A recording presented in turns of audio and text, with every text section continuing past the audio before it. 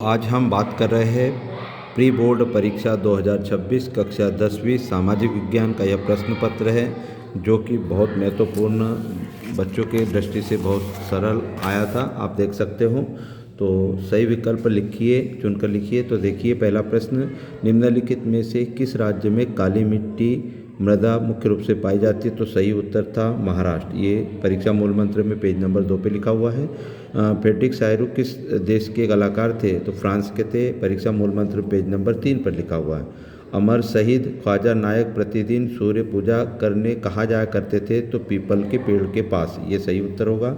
दुनिया के 193 में से लगभग कितने देशों में संघीय शासन व्यवस्था है? तो 25 देशों के लगभग। धर्म को कभी भी राजनीति से अलग नहीं किया जा सकता, किसका कथन है? तो सही उत्तर होगा महात्मा गांधी का। भारत में सर्वाधिक साक्षरता वाला राज्य है केरल। परीक्षा मूल मंत्र के पेज नंबर 26 पे।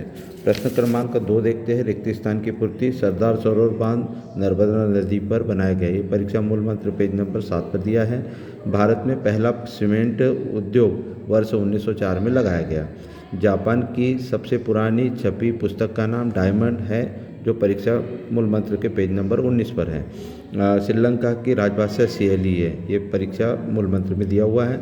7 वर्ष और उससे अधिक आयु के लोगों में साक्षर जनसंख्या का अनुपात साक्षरता कहलाता है। ये भी परीक्षा मूल मंत्र में दिया है। भारत में खाद्य तेलों की सबसे बड़ी उत्पादक कंपनी कौन सी है? फॉर्च्यून रुचि सोयाबीन। ये दिया हुआ है। अब हम देखते हैं प्रश्न क्रमांक 3 में सही जोड़ी बनाइए। देखिए, हौच-खौच तो दिल्ली इसका सही उत्तर होगा। ग्रिम बंधु बेल्जियम सही उत्तर होगा। जेम्स वाट भाप का इंजन, ये सही होगा। नारी शक्ति वंदन अधिनियम 2023 में लागू हुआ। मुद्रा विनिमय का माध्यम, ये दिया हुआ है। और अमर जीवन रस सुंदरी देवी, ये दिया हुआ है। तो आप देख सकते हो, परीक्षा मूल मंत्र से सही जोड़ी से 4 प्रश्न पूछे गए थे। अब आते हैं एक वाक्य में उत्तर। तो एक वाक्य में उत्तर, अंडमान निकोबार द्वीप समूह में कर्तन दहन प्रणाली किस नाम से जाना जाता है? दीपा। ये पेज नंबर 7 पे दिया हुआ है। भारत में सीमा सड़क गढ़ संगठन की स्थापना कब हुई? 1960 में। यह भी परीक्षा मूल मंत्र में दिया है। महात्मा गांधी ने कितने वॉलंटियरों के साथ नमक यात्रा शुरू की थी, यानी दांडी यात्रा?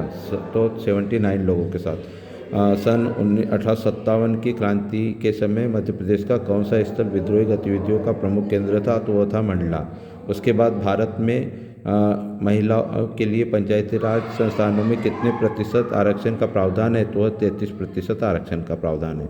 महात्मा गांधी राष्ट्रीय ग्रामीण रोजगार गारंटी अधिनियम 2005 के अंतर्गत कितने जिलों के रोजगार की गारंटी दी गई है दिनों की? तो है 100 दिन की।